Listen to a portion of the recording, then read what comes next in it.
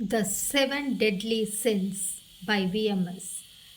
The Seven Shadows.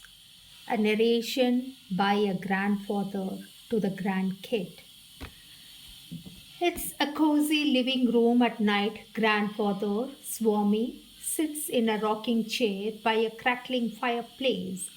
The grandson is snuggled under a quilt, eyes wide, shadows dance on the walls. Grandson, Arav. Grandfather smiled at his grandson Arav. Tonight I will tell you a story of seven sins, the seven shadows that live inside all of us. Each shadow is a lesson, a choice, and a chance to be brave and kind. The first one, it is about the pride, the painter who loved himself too much. Lucian in a sunlit studio surrounded by easels and paintings, gazing at his own reflection proudly. At the village exhibition, people clapping, but the wise critic shaking her head. Lucian painting thoughtfully, a smile of humility on his face. The text, Lucian was a painter who loved only himself. He thought he was the greatest in the world. And when a wise critic said his painting felt empty, Lucian realized that pride can blind the heart. From then on, he painted with love, listening and caring for others. So, the moral here, pride can blind us. Humility makes us truly great. The next sin, it is about the envy, the baker who could not smile. Isabella peeking out her window at her bustling neighbor bakery. Her bakery was set on fire, ashes glowing softly. Isabella baking happily, golden bread raising in the oven, townspeople smiling.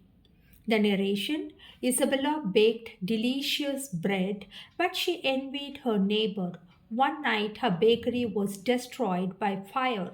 She realized envy had wasted her days. Instead of learning the nuances of the chef and to be a baker, she was wasting her time more on envy and looking at others and copying their recipes. Now she started to work on her own gifts. She created new bread and joy returned to her heart. Moral, envy steals happiness. Appreciating your own gifts brings joy. The next sin, wrath, the warrior who could not stop fighting. Korean, sword in hand, face red with rage or anger, villagers hiding in fear. After the fight, Korean kneeling beside a wounded friend under the stars. Korean standing tall, helping villagers with his strength, smiling gently. The narration, Korean's anger flared like fire. One day it hurts someone he loved. He learned that anger can destroy everything, even our near and dear. From then on, he used his strength to protect, not to harm. The moral is anger is strong, but patience and understanding are stronger. We have to use it wisely. The next sin, sloth, the healer who waited too long. Mira, sleeping with a sick child, waits outside her cozy cottage. Villagers gathered anxiously. Mira rushing to help. Mira teaching young apprentice, smiling as she tends to the sick. The narration, Mira loved comfort and delayed her work. When sickness spread, somewhere too late to save, she learned that helping others on time is a true gift. From that day, she worked diligently and shared her knowledge instead of being self-centered or selfish. Because of sharing, she was started to learning and enjoying the happiness of spreading the knowledge. So, the moral, laziness can harm others, diligence brings light. The next sin, number 5, greed. The merchant who wanted everything. Darius counting coins while poor children peek from outside. Stormy market day, coins and stars flying everywhere. Darius is sharing bread and toys with the children smiling happily. The narration: Darius wanted more gold than anyone else, but as storm destroyed his wealth, he realized treasures are love, kindness, and friends, not the gold or the money. So he started to share, making his heart richer than any gold. Once he got the kindness of sharing with others, he had the real happiness. Moral: greed empties the heart, generosity fills it with happiness. And the next sin, gluttony, the lady who could not stop.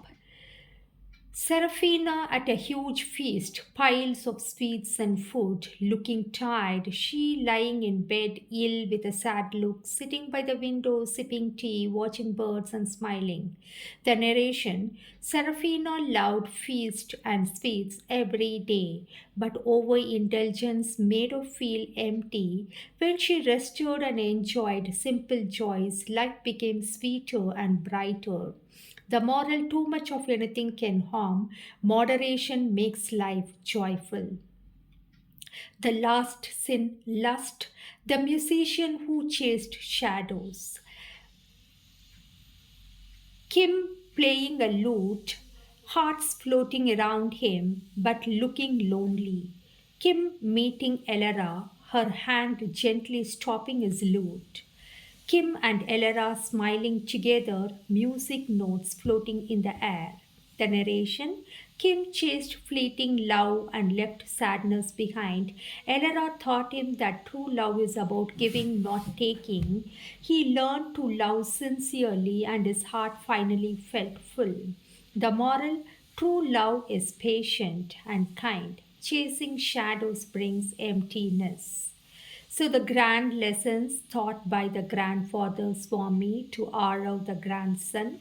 Grandfather and grandson asleepy by the fireside, moonlight streaming through the window, soft shadows shaped like, and the seven characters dance on the wall.